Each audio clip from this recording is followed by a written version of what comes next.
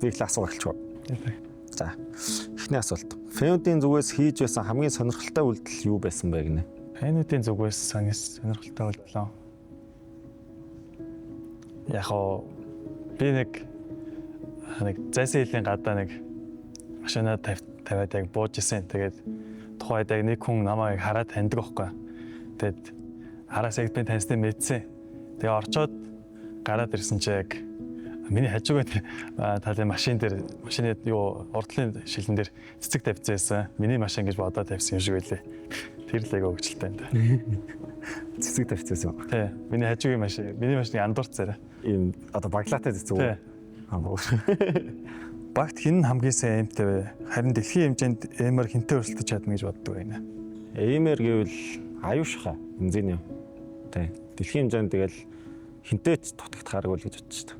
Харахад угаасаа яг мэдэгдэв дөө. Аюуш on fire байгаа. Аюуш амар байгаа. Ер нь амар байгаа. Ер нь бол 10 жилийн дараа хүмүүст Монголц гэдэг нэрийг сонсоод юу гэж боддог, юу гэж ярьдаг байгаасаа гэж хүсдэг вэ гинэ. 10 жилийн дараа. 10 жилийн дараа гэдэг ч бас асрын хугацаа юм тий. 2036 онд. 2031 хүртэл. Тэгээ дэлхийн хэмжээний нөгөө юу байгаа шүү дээ, оргууд байгаа шүү дээ. Нави дэш яг хятаас ивэл яг тайлуу ч гэх юм уу тий. Яг ингээд тэр нэр одоо гарахад ер нь аура гэж ярих юм уу тий. Тэр нэг шууд хүм ойлгодог тий. За энэ угаасаа амар орог маш удаан тогтцоо гэдэг. Тэгээ ер нь тэгж л дурсдаг гэсэн чинь даа. Багийн нэг нууц айлж чадахгүй гинэ. Нэг нууц гэдэг нь ямар шоу нууц? Юу ч хийж бол. Юу ч хийж болно. Нууцгүй юм шүү шаараг. Захаа ер нь бас тийм амар нууц бүр ямар ч нууцгүй харин тий. Бүр амар нууц хэлж байгаа. Болохгүй надад байгаа. Бүр амар нууц гэвэл бас хэлж болохгүй. Яг нууц гэхлээр бас байхгүй. Хамгийн хэцүү үедээ Монголзыг үргэлжлүүлэн зоригжуулан тоглоулдаг хүчин зүйл юу вэ гинэ? Хамгийн хэцүү үед үргэлжлүүлэн тоглолт. Яг миний хувьд бол тэг хамгийн дөрмөл манай орог тэг арын албаныхан манай бидний ард ажиллаж байгаа хүмүүс байх юм. Яг л тэд нар чинь бас яг л бидний төлөө бас тодорхой хэмжээгээр бас нэлээд өөрсдөө хийх систем хийгээ явж байгаа. Тэгээс багийнхаа хүмүүсийг мартаж болохгүй давхар бас л цуг бэлтгэлээгээл амьдрал явж байгаа хүмүүс. Тийм болохоор ер нь нэлээд хичээх стайл гэж боддог. Гоё лээ. Яг гоё лээ. Мөрөөдлөө биелүүлэхэд юу сайд болдгоо гинэ? Мөрөөдлөө биелүүлэхэд оо. Яа сүүл зүгээр анзаархад за зүгээр өөрөө л анзаарсан юм. Өөрийнхөө анзаарсан жоохон сахилга батал тий амар хэрэгтэй юм санагдсан шүү дээ. Тий сахилга бат бүр маш хэрэгтэй юм санагдсан. Яг сахилга батаас цаашаа тэр чинь ингээд дамжаад бас зөндөө юм явна шүү дээ. Хичээл зүтгэл энэ төр гэл. Тий сахилга батал сүүлд яг бодогдсон яг тэр л. Сахилга бат номер 1-т.